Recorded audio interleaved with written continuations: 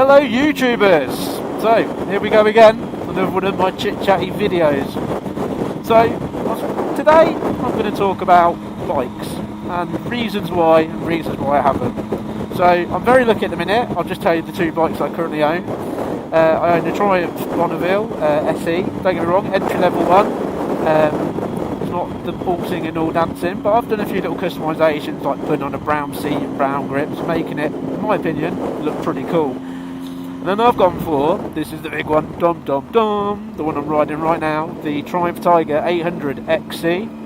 But let me tell you how I got the Triumph Tiger XC and the reasons why I picked the Triumph Tiger XC.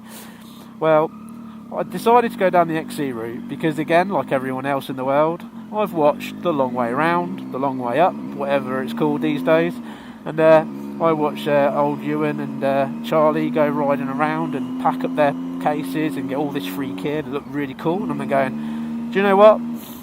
I too want to be like that. I want to go on an adventure bike, go touring, cover different parts of the country. So I went out and bought myself a GS 1200 BMW, just like they did. And I tell you now, it's a bloody heavy bike, to the point where it actually did a really good job of knocking my confidence. And this is a great example why. For me to put it on the centre stand, in my own garage, nice and flat. Now, maybe I was doing it wrong and I YouTubed it, but it took me roughly 7 attempts a time just to get it on the centre stand. I was paranoid about dropping it because it felt heavy. It's a big bike, saying that, but it felt really heavy.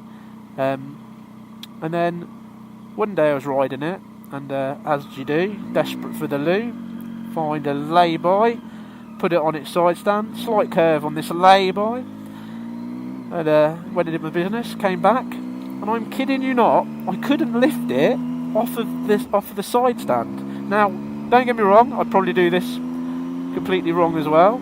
I hop on the bike, tilt the bike up, let the side stand go, ride off. I'm not, and I never will be a person who wants to swing the bike around and take it off and hold it with one hand and kind of do this cowboy move and jump on it. That's generally not me.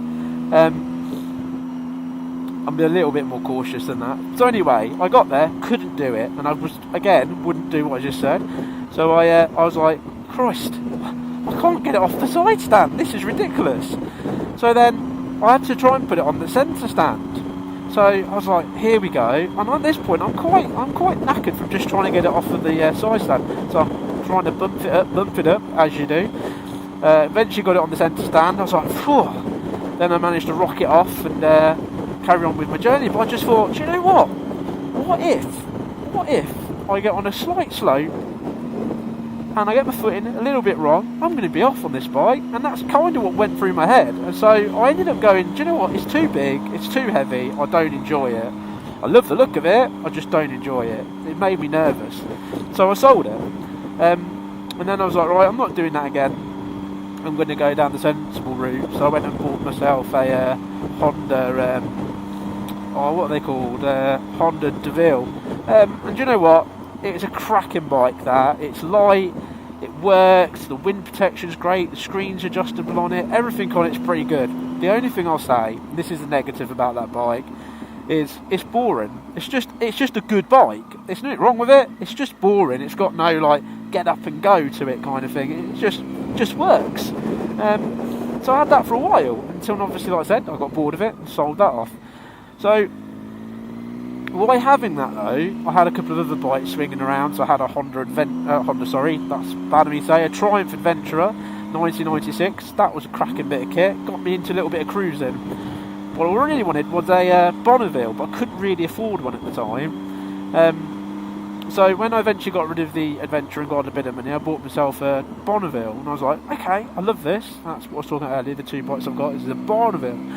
So I took that on a little trip to France with my friend, and I bought myself one of the bags you can get to strap onto the back of the seat, the roller bags, and did it all up, geared up. Now this was my first proper abroad kind of motorbike trip, and we were going to do we were going to do the what's it called again? I'm trying to think. Just when your brain freezes when you're midway through talking.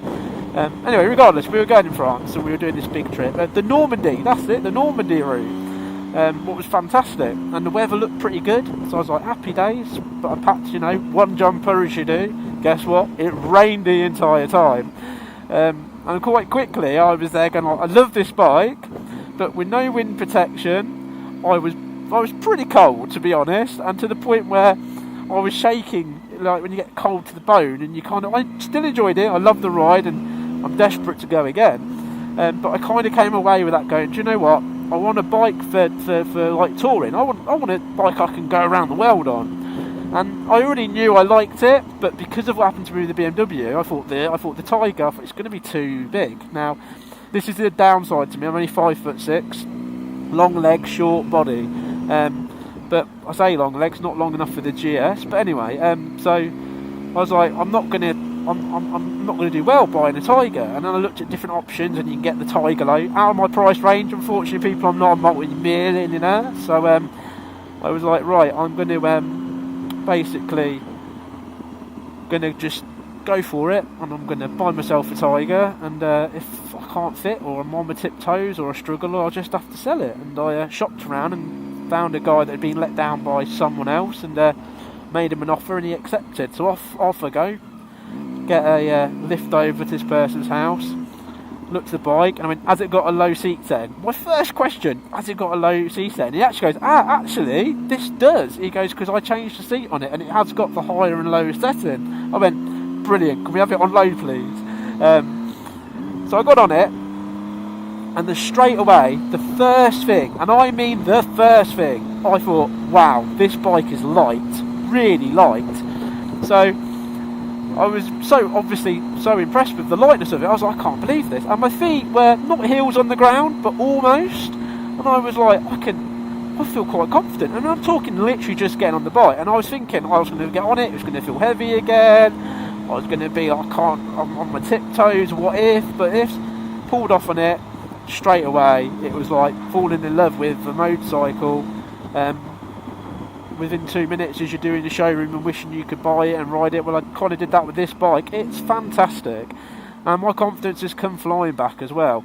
Don't get me wrong, I like to use that word, don't get me wrong, a lot, I don't know if you've not noticed, but I wouldn't turn around and go, I'm the most confidentest rider in the world, and I can put a tyre and a bag on the back and go across the world in so many days and all of that.